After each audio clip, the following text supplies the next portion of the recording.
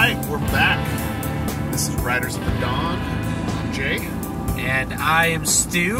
Stu, what are we talking about today? Antiheroes. Antiheroes. The legend of the antihero. Antiheroes are a character type that you'll find in lots of fiction and lots of different mediums. They're really fun to read about because we're so used to looking at a sterling hero who, you know, has room to grow, but is trying to do good and sometimes fails. Whereas an anti-hero is, if not for being the viewpoint character in a certain other couple things, would be a villain. Yeah, possibly a villain. I like to think of an anti-hero as a protagonist without the typical qualities of a hero. That's maybe like the broadest way that I can put it. And with that, you have... can we think of some anti-heroes as some examples so people can get an idea of what we're talking about? I define it slightly differently because of the people that I immediately think of as anti-heroes. And the person that I think of immediately when I think of an anti-hero is Venom. From Marvel, you know. Oh yeah, Venom, Lethal Protector. Lethal Protector, and it's because he is a villain, but in the Venom comics, somehow you really root for him. Yeah, you really root for him, and he's the bad guy, like trying to do good things through bad means. Through bad means, it's like there's a villain who's worse than him, and he's got to kill him to get him off this turf, right? Yeah, it's like, and you root for him because you want him to succeed, but really you want Spider-Man to win. But right now you're really into Venom. You know? So I think of an anti-hero as someone who you maybe shouldn't like, or is outright a villain, but somehow you're sympathetic towards. Yeah, and I think there's a lot of things that can make you sympathetic towards them. First of all, when you get them as a viewpoint character, you start to understand their villainous ways. Yeah, you begin to understand them a little bit more deeply, and then sympathize and empathize with the character. And maybe it's a little bit of Stockholm syndrome, but that's what's cool about it. I also think anti-heroes really can be gratifying because we in our normal lives don't act like, we don't just kill people, right? We don't kill people who are our opponents. Yeah. You know, yeah. We don't put an opponent's wife's hand into a jar of acid at a party. So that's not something people do. So when you get to, you know, read and experience this character who does that, it's sort of a vicariously evil thing. Like, and everybody's had those urges where it's like, you know, somebody says something and you're just like, man, I really wish that I could just like slap this person or smack them, or just like, you know, rip their hair out or something. And of course you don't. I wish this guy that's driving slow on the road, I could just blow up with a nuclear weapon, you know. And you don't really wish that, or you probably do it, but it's like that feeling of anger. You get to kind of have those feelings resolved vicariously through an anti-hero. Yeah. So like Venom's a really good example for that, because it's like it feels good to be bad sometimes. Really, I think one that a lot of people can relate to and understand is Lestat from Vampire Chronicles. Yeah, he's very much the quintessential anti-hero. He's such a great anti-hero. He's not only like villainous, he's literally a monster. Yeah. He has no problem killing innocent people and enjoys it. Yeah, and ruining people. You know, he turns Louis into a vampire. He's ruining people's lives. He turns a little girl into a vampire to try to, you know, I mean, he just does these really messed up things for his own little selfish ends. Yeah, but somehow you end up just like loving the character. Yeah, you just end up being really invested in what he wants to do. Because Anne Rice is really good at painting this portrait of being a vampire as something very pleasurable and gratifying. Yeah. And so you end up kind of enjoying it. She's with very good homoerotic subtexts. So he's a good one. Another classic one people will talk about is Elric. Michael Moorcock's Elric, who's appeared, of course, in the Elric sequence and other novels by Michael Moorcock. Yeah, so again, and Elric is interesting because he's got a cursed sword, whereas he doesn't. It's not necessarily that he wants to act in an anti-hero way, but there are parts of his characterization that force him into doing evil things. Yeah, sort of, force him to do bad things, and other things where he doesn't really have a problem, you know, unleashing Stormbringer and killing like an entire city. Yeah. You know, he'll do stuff like that.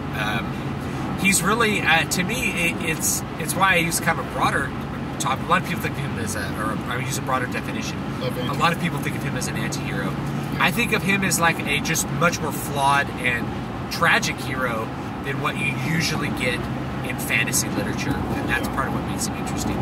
He comes from Melnibone, this island country full of people, you know, like the first book, if you read the first book, Elric of Melnibone, the scene opens up and there's a choir of slaves that have been surgically altered, they have their vocal cords surgically altered, so all they can do is sing one perfect note, and so it's like a bell choir of surgically altered slaves that are singing for his pleasure, right? So you get this idea that these people, this race, messed up. They're pretty messed up, and you find out later they serve the Lords of Chaos, which are basically like the evil gods. And Elric makes a pact with Ariok, right? And in order to like make that pact work, he has to offer Ariok a soul, and his sword Stormbringer unleashes itself and kills his friend, you know, to do it. And so it's like it's just there's the series is full of those moments where Elric is different from his regular people because he considers morality. You know, he's thinking about what makes morality, and all the people around him really think he's weird because he's not simply exercising power for his own gain and pleasure. He's trying to think about how to be moral, and he becomes a sort of a wandering hero of a bit of an anti-hero type. Yeah. Because of these, you know, these things that he's done in his past that continue to inflict pain upon him all the way into the future. And he's also a hero who's not physically strong in the way that you would think like Conan would be, because he has this blood ailment, and if he doesn't get like if he doesn't feed his sword with souls, he becomes weak and will just die. So it's a really, I mean, like, it's a really, really good setup for. So that's how you good tragic become character, sympathetic towards him, is because you don't want him to die. Just as the viewpoint character, you don't want that character to die. So you're like, you know, you gotta crack a couple eggs, whatever. Yeah. Other classic anti-heroes include Bender from Futurama. Yeah. Bender is a comical anti-hero. Yeah. We laugh at Bender. We love Bender, but he's a jerk to people. He's not nice to his friends. He steals constantly. He's drinking all the time, you know. Another anti-hero that people will definitely, I mean, most people will know, is Michael Corleone from The Godfather movies. Michael Corleone is a great anti-hero because the story is about him sort of descending into evil until in the second movie, like he's full on mobster evil. Yeah, he's lawful evil. Yeah, he's full lawful evil, and it's great. One that I like to think about is, well, I would consider Guts from Berserk an anti-hero. Yeah, he's a bit of an anti-hero. And the reason for that is because of the way that he chooses to resolve conflict. Like, he has pretty sincere motives, but he's also a tragic hero because he was this is a character who was sexually abused and you know, raised through violence, born from a corpse. Yeah. You know, all these kinds of things, and then eventually just goes on a blood rampage, and which is why they call it Berserk. But I think of him as an anti-hero because his solution is violence, no matter what. But you sympathize with him because of his background, and you sympathize with him because of his motives. But you don't necessarily sympathize with his means. And that's one of the things that makes a great anti-hero. Yeah, I think that's a really good way of putting it. He really doesn't think twice about killing people. He doesn't think twice about hurting people. He exercises his own will against what other people, even his friends, want him to, and that's part of his being, is that he's against all, and he will never like bow down to anyone else, you know. There's only one character he ever bows down to or like serves in any way, and that's like Griffith, and who becomes his enemy. Yeah, you know, who becomes his goal in life to kill. Let's see, who else? I guess you could say Vampire Hunter D. I don't think D is an anti-hero. No? He sometimes he's portrayed as an anti-hero, but then he really will have these very, very moral moments where you see that he's really a godlike character. He's a paragon, you know. That's really who he is. He's a paragon, and other characters don't see it. So, like, if you watch the second movie, and I've actually read the books, too. When you watch the second Vampire Hunter D movie, which is a good movie, I don't like the voice acting. The English voice acting I'm not crazy about, but there's this point where everyone hates D because he's a half vampire, right? Mm-hmm. And so he's getting hired to go bring back this guy's daughter, and he's like, I'll pay you so many dollars. And he says, that's not enough. I need 10 million, you know, and they get angry and they're going to shoot him, and he just doesn't even react, and then they're like, okay, we'll do 10 million, right? And it's like, it's a weird thing, like, that kind of sets up your perspective for him in the movie, that, like, this character's really, not only is he really badass, but, like, he doesn't really consider other people's needs or feelings in the way that you think he ought to. And that's somewhat true. His, like, main goal is really to just wipe vampires off the face of the earth, but we're never quite sure of his motives. And because he's a paragon, we can't fully understand him. He's too different from the people around him. Yeah. So it's I guess he could be an anti-hero. Sometimes he's an anti-hero. Mostly he's really just a hero that other people don't understand and don't like. Right. So maybe that's some other kind of archetype that we can talk about. So I think we've talked about a lot of good examples of anti-heroes. So how do you write a good anti-hero? And from my experience, a character in a book that hasn't been released yet, in the original draft of Immortal Fear, this character I wrote as an anti-hero, as basically a character who did bad things, who got caught up in something supernatural and ended up having to do something good, was the original way that I had written this character. But in subsequent drafts, that anti-hero archetype ended up not serving the plot that I wanted. So that character became rewritten into more of a tragic hero. Yeah. Through things like backstory reveals, and when you originally meet the character, you see him, he's an assassin, and you think, okay, well, this guy kills people for money, he must be a bad guy. So you could think of him as an anti-hero in that regard, but pretty quickly you see that he's like, the motives that you initially think are unclear, and those motives you become much more clear as the story goes on, and you see that this isn't a bad character. He's more of a paragon than anything, really. Yeah. Well, the first draft I remember, it starts off with him. It's like a failed hit, you know. Yeah, he's a hitman. He's a hitman. He's a failed hit, and you hear his like internal monologue talking about how he's like a womanizer, and he doesn't treat people well, and it served a lot of good purposes in the original draft, but the overarching plot it didn't fit with. So that's one thing that we maybe didn't mention in editing, but as you're writing scenes, individual scenes can work great, but if those individual scenes again don't serve the greater plot, you might need to change. One of those things has to change, but the greater plot is what is going to sell you books. Yeah. So I think I kept the essence of this character's like anti-hero-ness while actually making him a lot more relatable, into more of a tragic character that you might originally, at first glance, think of as an anti-hero. Yeah, I have a book coming out this year called Dissonant Tides, one of the characters in that, Roan, I originally wrote as an anti-hero, and he actually exists in.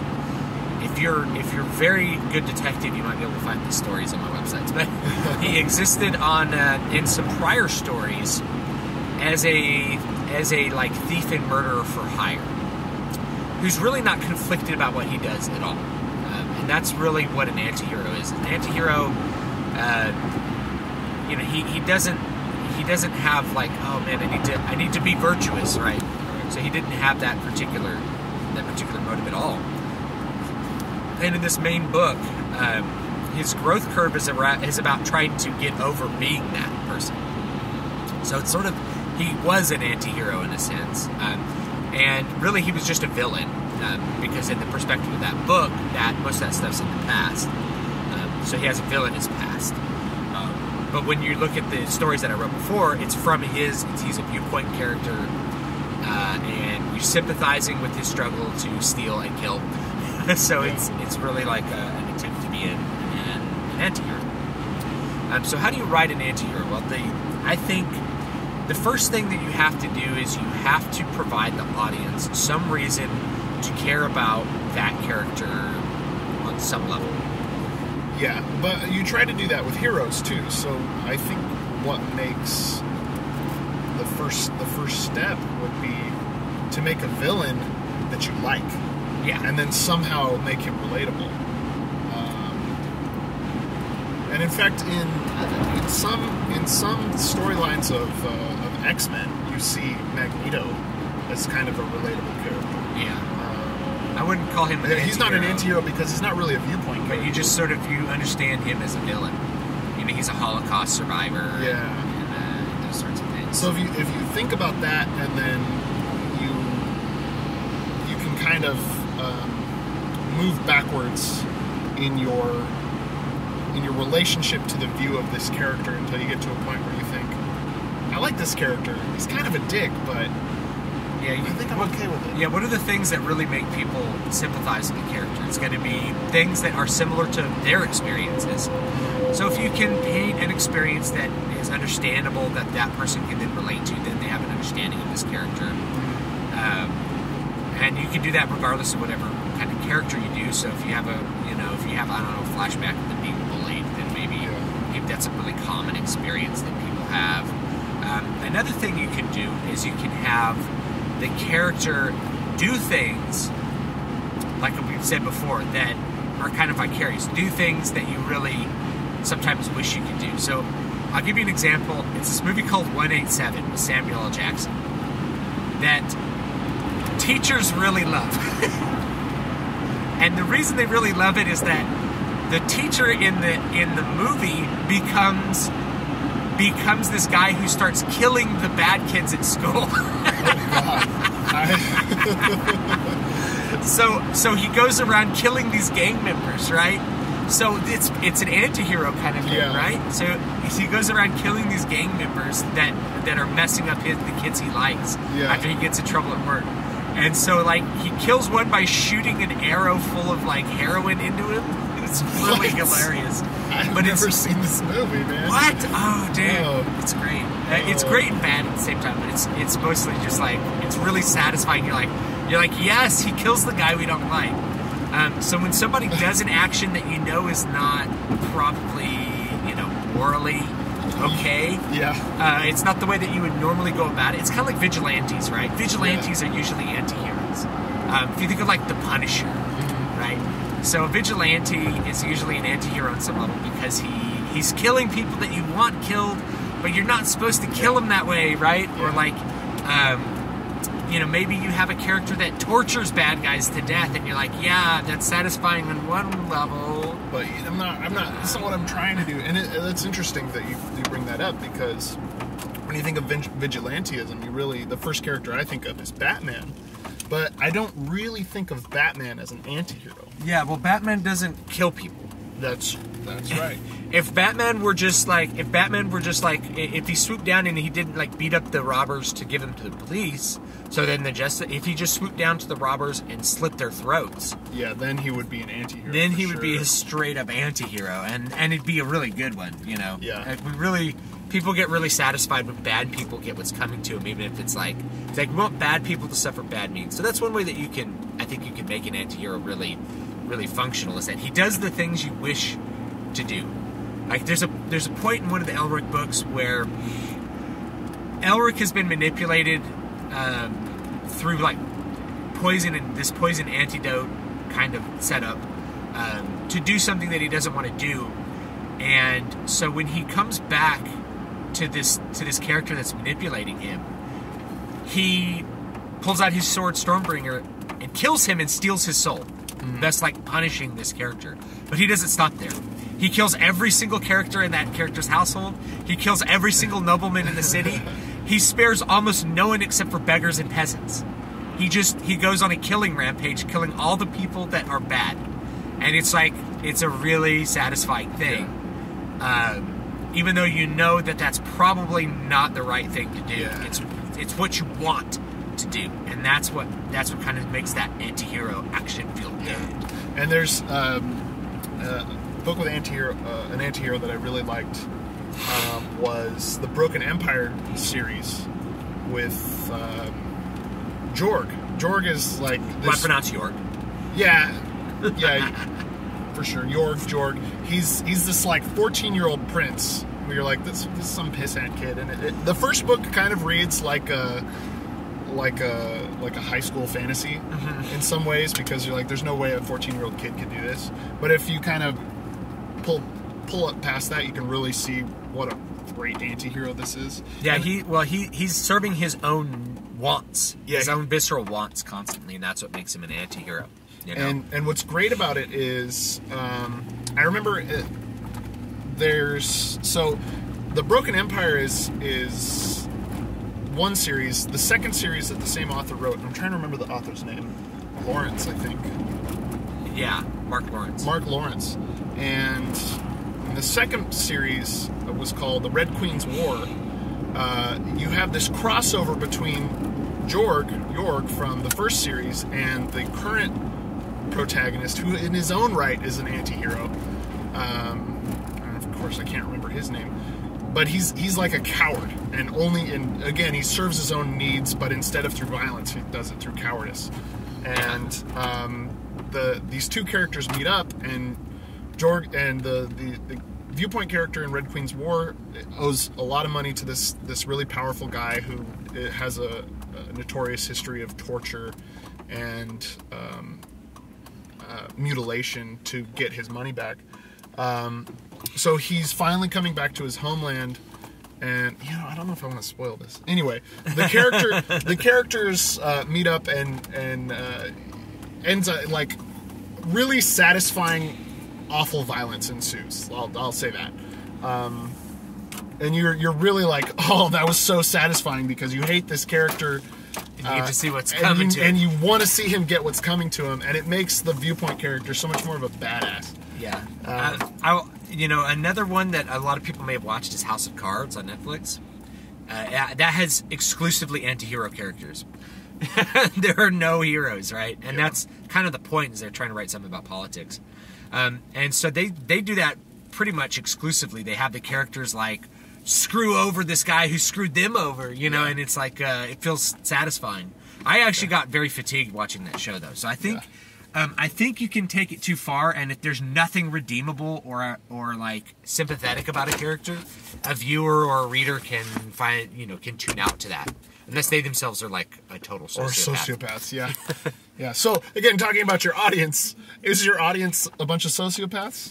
Hopefully not. Hopefully not. Because then you're going to steal your book. All right, so this has been Riders of the Dawn. I think we're out of time for today. So this is Stu. You can find me at davidvstewart.com and ddspress.com. This is Jay. You can find me at matthewjwellman.com. You can email the show at stu, S-T-U, at davidvstewart.com. David V with the STEWART, even though Stu is STU. So you can email me there, and we'll take any questions that you have. I hope you guys have a great day.